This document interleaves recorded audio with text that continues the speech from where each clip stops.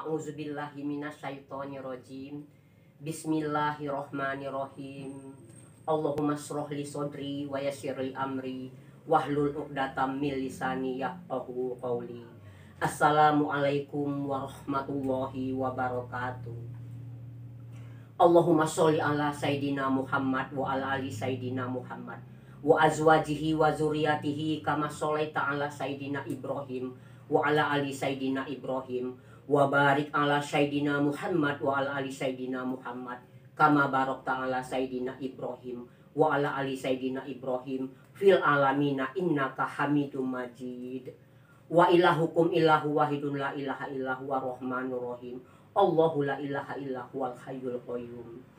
Hadirin yang berbahagia, di malam yang berbahagia dan bersejarah ini, perkenankan saya untuk menyampaikan tausiah saya dalam rangka peringatan Isra dan Mi'raj Nabi Muhammad Sallallahu Alaihi Wasallam tanggal 11 Maret 2021 yang lalu.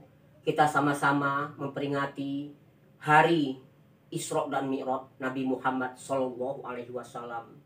Setiap tahun, setiap ada peringatan Isra dan Mi'raj, setiap ada peringatan Maulid Nabi, seluruh umat Islam ini memperingatinya, dan semuanya itu menceritakan tentang sejarah perjuangan Rasulullah Sallallahu Alaihi Wasallam. 27 Rajab Nabi Muhammad Isra dari Masjidil Haram ke Masjidil Aqsa.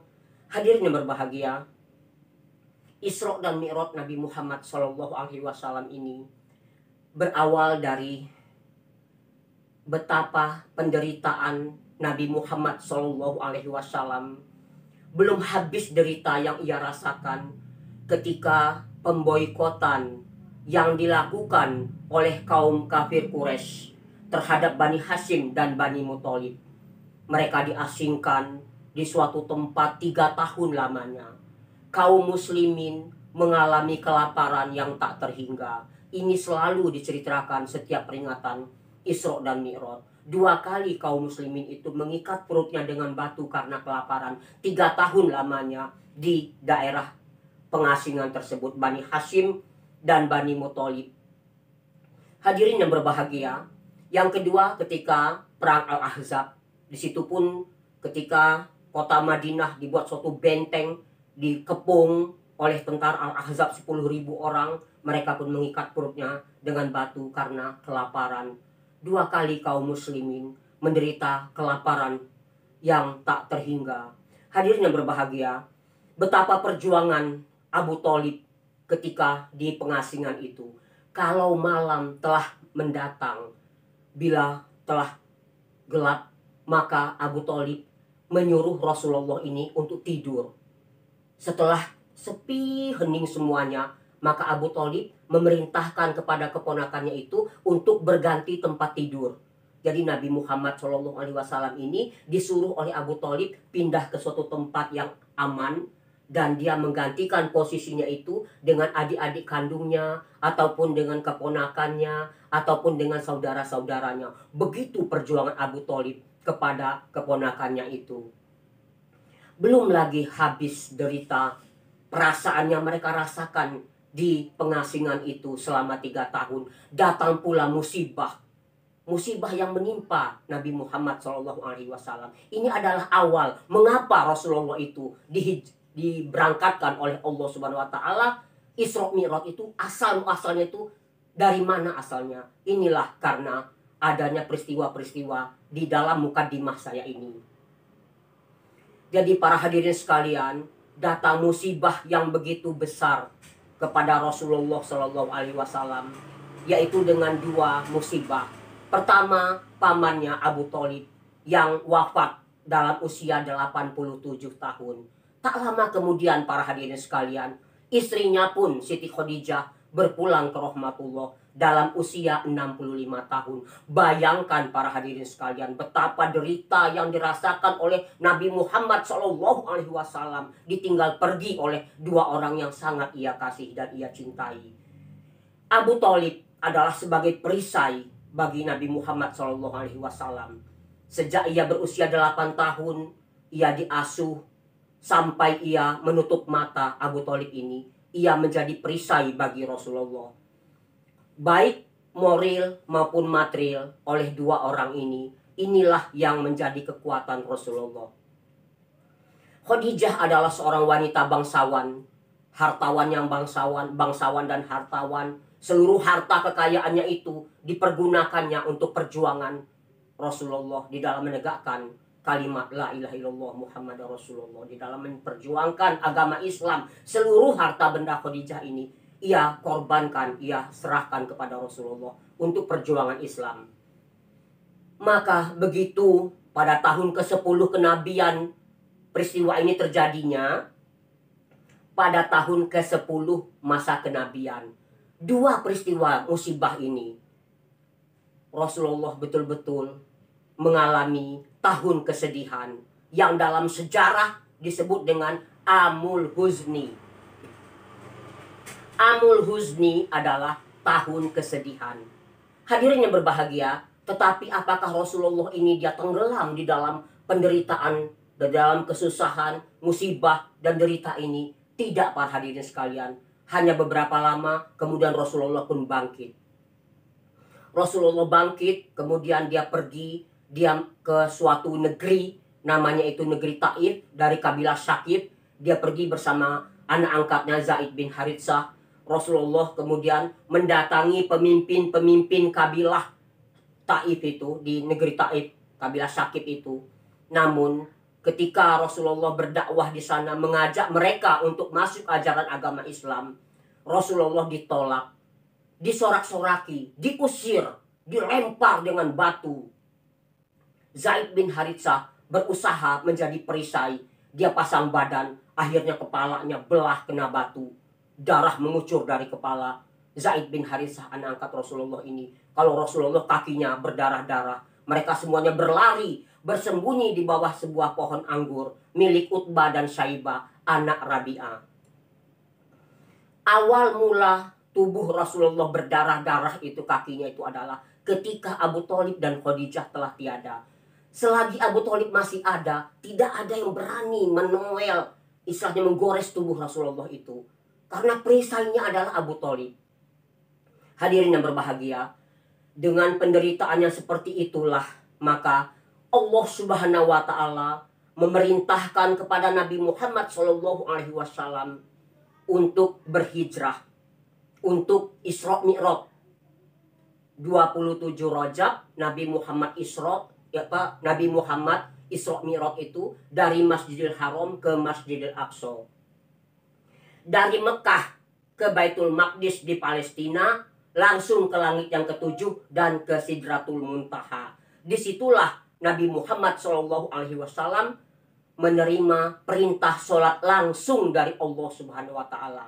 Sholat 5 waktu itu diterima oleh Allah Subhanahu wa Ta'ala, diperintahkan, diberikan langsung oleh Allah tanpa perantara itu kepada Nabi Muhammad 5 waktu. Disitulah dia menerima perintah sholat 5 waktu. Hadirin yang berbahagia, apa hikmah yang bisa diambil dari Isra Mi'raj ini? Hikmah yang bisa diambil adalah agar Nabi Muhammad SAW bertambah kuat keyakinannya, bertambah kuat keimanannya, bertambah tebal imannya itu. Dia sebagai Nabi dan Rasul. Itu bagi Nabi Muhammad SAW. Kalau bagi kaum muslimin, apa hikmah yang bisa diambil? Bagi kaum muslimin itu adalah suatu ujian. Apakah kaum muslimin ini percaya, yakin Nabi Muhammad ini Isra dan Mi'raj hanya dalam waktu 1 malam, dari Masjidil Haram ke Masjidil Aqsa? Padahal kaum Quraisy pada masa itu, kalau melakukan perjalanan yang demikian itu, lamanya itu 2 bulan, para hadirin sekalian. Sebulan berangkat, sebulan kembali, 2 bulan lamanya. Ini hanya 1 malam peristiwa Isra dan Mi'raj itu. Nah, jadi apakah ini ujian bagi kaum muslimin? Ada kaum muslimin yang sudah masuk Islam, dia sudah mu'alaf. Begitu mendengar cerita peristiwa Isra dan Mi'raj ini, dia berubah imannya itu. Dia ragu, dia tidak percaya. Ah, masa iya dalam waktu 1 malam bisa Isra Mi'raj dari Masjidil Haram ke Masjidil Aqsa, dari Mekah ke Baitul Maqdis, Palestina, kemudian naik ke langit yang ketujuh sampai Sidratul Muntaha. Masa iya, kata orang yang imannya itu hanya setengah-setengah. Nah mereka, karena mereka mendengar cerita Isra dan Mi'raj ini, mereka ragu lagi. Maka mereka kembali kepada agama mereka semula, yaitu kembali kepada agama menyembah Lata dan Uzza. Mereka kembali kepada kekafiran, mereka kembali murtad, karena iman mereka itu hanya setengah, tidak penuh. Ini Allah membersihkan mereka, membersihkan kaum muslimin ini, yang mereka setengah-setengah ini, kemudian dibersihkan, mereka kembali murtad, kembali kafir. Biarkan. Karena orang-orang yang imannya tebal, imannya penuh, inilah mereka nanti yang akan ikut dengan Rasulullah berhijrah ke Madinah nanti. Dan mereka nantilah yang akan ikut berperang di jalan Allah. Dan mereka inilah nanti yang akan menjadi ahli-ahli surga. Mereka akan berjuang. Mereka yang sudah yakin, seyakin-yakinnya, tidak berubah imannya. Kalau bagi kaum kafir Quraisy, ini adalah suatu modal utama bagi mereka, senjata yang ampuh untuk mengejek Nabi Muhammad, untuk mengatakan bahwa Nabi Muhammad ini, maaf, katanya dikatakan kurang bereslah pikirannya, kemudian dikatakan Nabi Muhammad ini pendusta dan sebagainya. Senjata yang paling ampuh, ada seorang pemuda, para hadirin sekalian, namanya Mut'im bin Asad. Mut'im bin Asad ini adalah salah satu dari 5 pemuda yang dulu ketika kaum Bani Hashim dan Bani Muthalib ini diboikot, itu mereka ini berlima ini berkumpullah di suatu dataran tinggi namanya Hujun.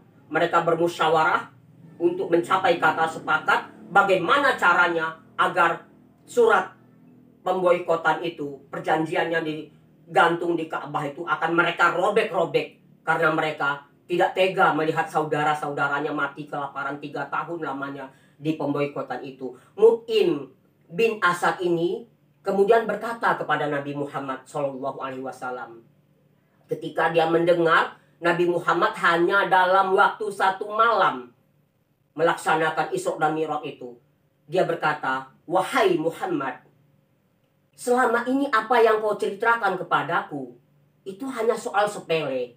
Tetapi kali ini, wahai Muhammad, tidak sama sekali.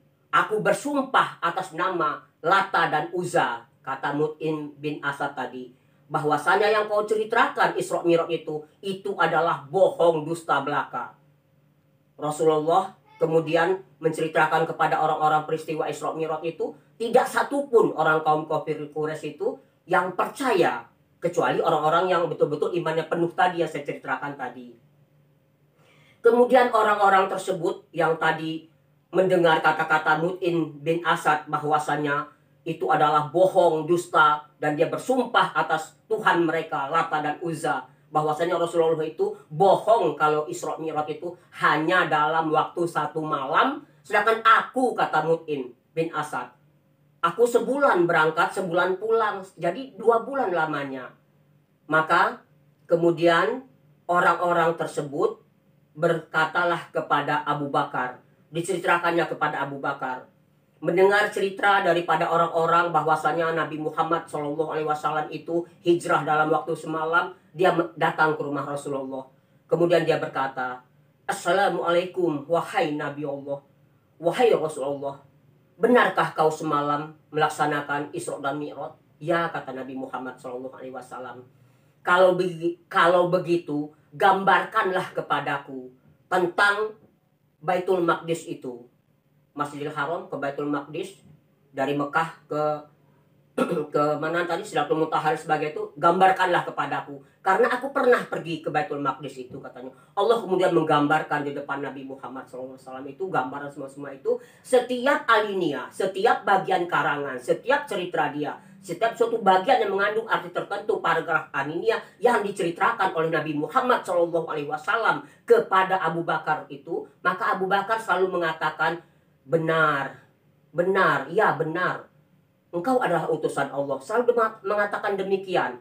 Kemudian Nabi Muhammad bercerita terus tentang perjalanan dia itu.